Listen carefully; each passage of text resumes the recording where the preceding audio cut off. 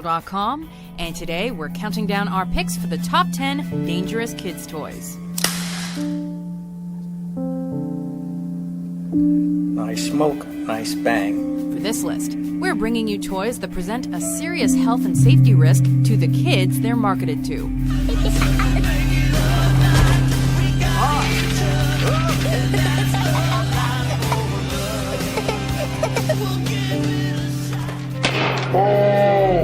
We're excluding toys that are only dangerous when the age guidelines are ignored.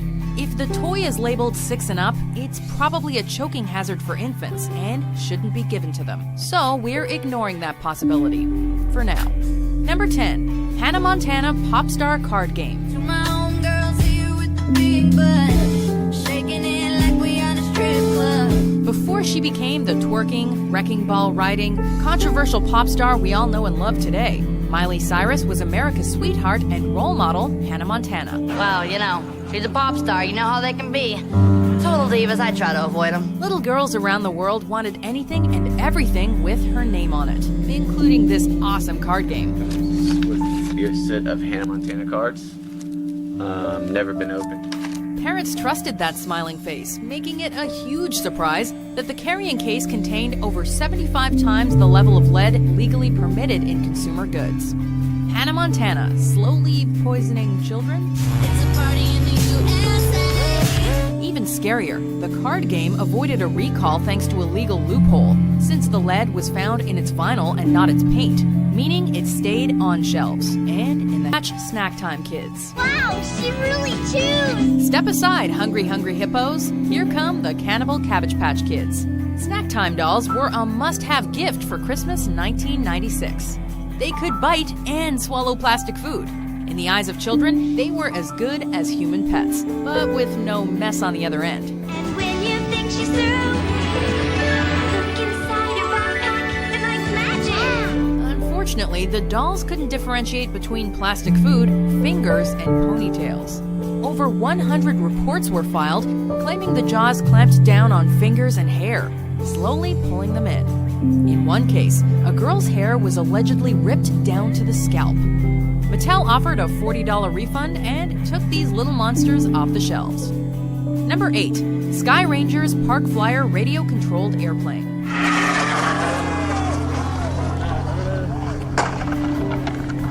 Let's be honest, remote control planes are dangerous even when functioning properly. There's always a risk of them crashing into a window, car, or innocent bystander. Forget with great power. With remote control airplanes comes great responsibility. This plane has a good amount of power. You can launch it at half or 3/4 throttle and it takes off and flies with no trouble. Well, apparently no one told Estes Cox Corp, the makers of the Sky Rangers, who upped the ante by releasing a toy airplane that was prone to spontaneously combusting during takeoff, mid-flight, and while landing. Anytime, really. Oh, and did we mention that you have to throw the plane on takeoff? Its breakaway design prevents you from breaking the prop or bending the motor shaft. Burns, temporary hearing loss, wounded eyes, facial lacerations, and a mandatory recall ensued. When you're ready to have fun, make sure you take along today's best and fast, easy RC flying. Number 7, Zulu Blowing Game. When it comes to toys, the phrase choking hazard holds the title as the biggest buzzword in child safety. But toys from the 1930s through to the 60s seem like they were designed to weed out and kill all but the smartest kids before they reached adulthood. The Zulu blowgun from the Zulu Blowing Game was no exception. These toys essentially streamlined asphyxiation. A number of versions were sold between 1920 and 1960, but they all consisted of a long straw and small, sharp darts. Put a dart in the straw, inhale, put it to your lips, and blow.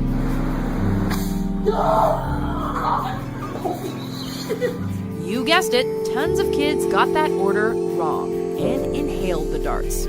Ouch. Number 6, Battlestar Galactica Colonial Viper.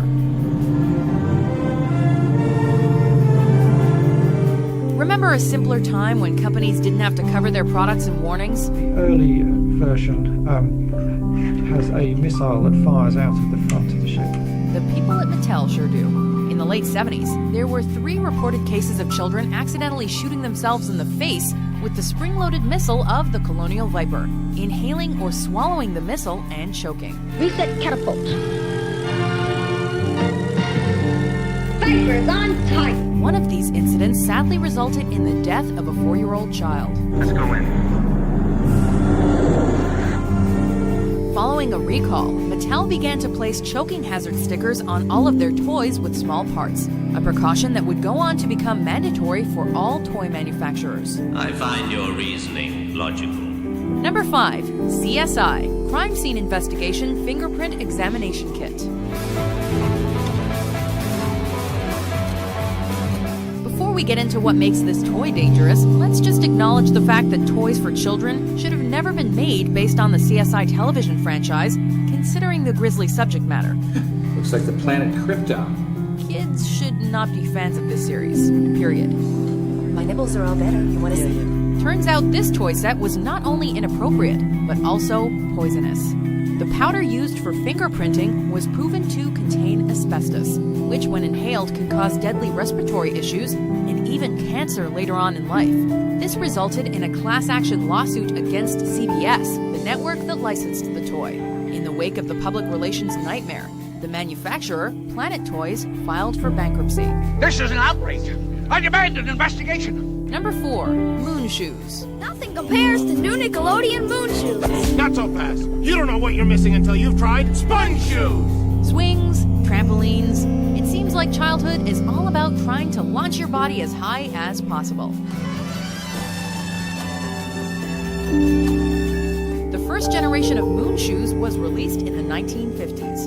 Made of a type of metal, these shoes locked your feet in like roller skates and used springs to help you reach the stars. Watch the fan. They were also incredibly heavy, resulting in a lot of property damage when kids landed on household items, and injuries when kids botched a landing, rolled an ankle, or broke mom and dad's toes. Ow! God! Nickelodeon released a much safer plastic version in the 90s, but sprained and broken ankles continued, minus the fun. 5, 6, 7, 8, 9, 3. Oh! Number 3. Gilbert U-238 Atomic Energy Laboratory. This year at Gilbert, we present the finest toy line in our history. This is our story. Between 1910 and 1950, the A.C. Gilbert Company was a big name in toys. Their 1913 Erector set was one of the best-selling toys the world had ever seen. And over the next 40 years, the company continued to put out a wide variety of scientific playsets that were quite dangerous by modern standards. Gilbert has made this exciting science available in safe and easy-to-understand form. The chemistry set taught young kids to make explosives. The glass-blowing kit involved temperatures close to 1,000 degrees Fahrenheit. But the Atomic Energy Lab wins for most absurd, with multiple kinds of uranium, a Geiger counter to measure radioactivity, and a cloud chamber to observe alpha particles in action. Russell, don't touch that. It could be radioactive or something. Number 2. Toy guns, including BB guns.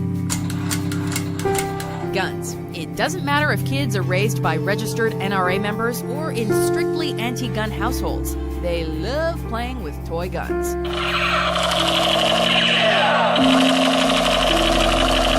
Maybe it's the speed of the projectiles, the loud noises, the influence of popular TV characters, or all of the above. BB and airsoft guns can take an eye out.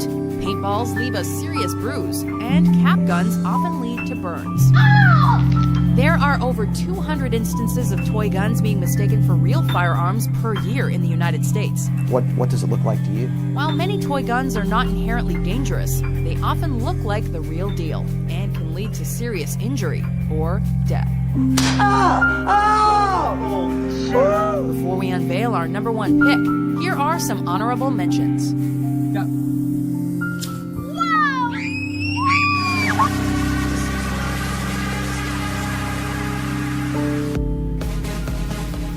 Number 1, lawn darts. We were kids, there weren't that many dumb kids. Because we had toys that would kill you. Remember lawn darts? a cross between horseshoes and darts. These oversized projectiles have plastic fins and big, rounded, weighted metal, or sometimes plastic tips that ensure they fly true and land point first. Simple outdoor fun for the whole family, until someone gets seriously or fatally wounded by a stray dart. Also known as jarts or yard darts, they were popular in the 1950s, but were later banned because of injuries. The ban was lifted in the 1970s under the condition they never be marketed to kids. When a 7-year-old girl was killed by